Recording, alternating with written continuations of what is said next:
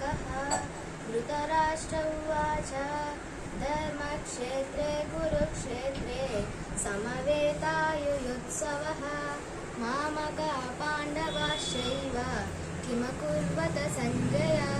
सञ्जय उवाच दृष्ट्वा तु पाण्डवानीकं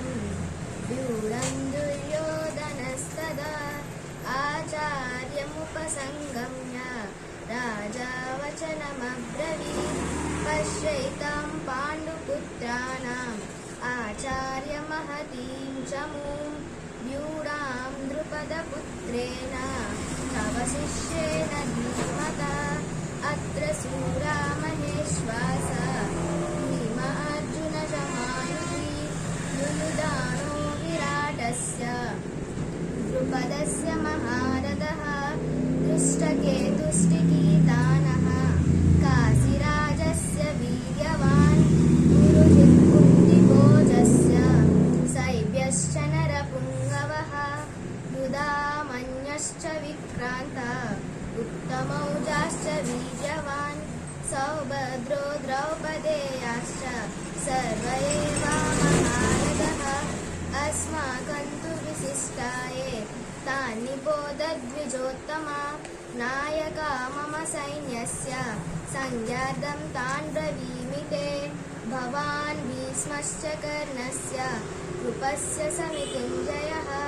अश्वत्थामा विकर्णस्य सौमदत्तिश्च दैव च अन्ये च बहवः शूरा मदाते त्यक्तजीवितः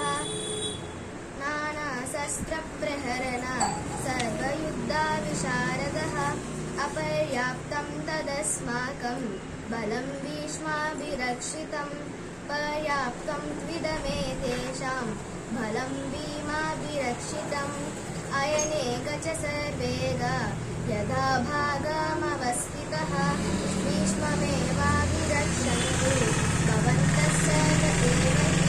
तस्य सञ्जनयान्त्रशं कुरु विद्यपितामहः सिंहनादं विनोद्यश्चै शङ्कान् दद्मो प्रतापवान् ततः शङ्काश्च भैर्यश्च पनवानकगोमुखः सहसैवाभ्यहन्यन्त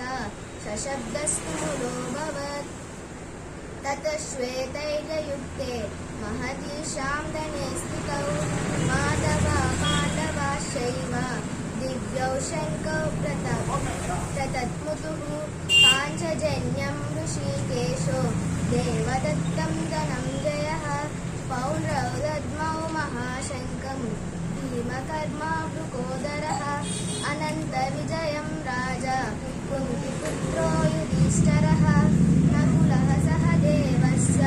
सुघोषमणिपुष्पकौ काश्यश्च परमेश्वास शिखण्डी च महारथः दृष्टद्युम्नो विराटस्य सात्यकिश्च पराजितः द्रुपदो द्रौपदेयाश्च सर्वशः पृथिवीपते सौभद्रश्च महाबाहु दिव्यौ शङ्कौ पृथक्मुतुः पृथक्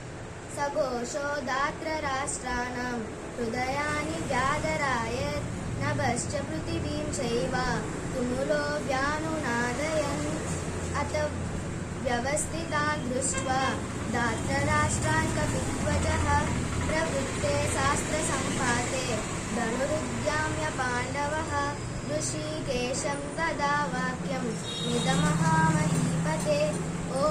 तत्सत् इति श्रीमद्भगवद्गीतासु उपनिषत्सु ब्रह्मविद्यां योगशास्त्रे श्रीकृष्णार्जुनसंवादे प्रथमोऽध्यायः। हरिः ओम्।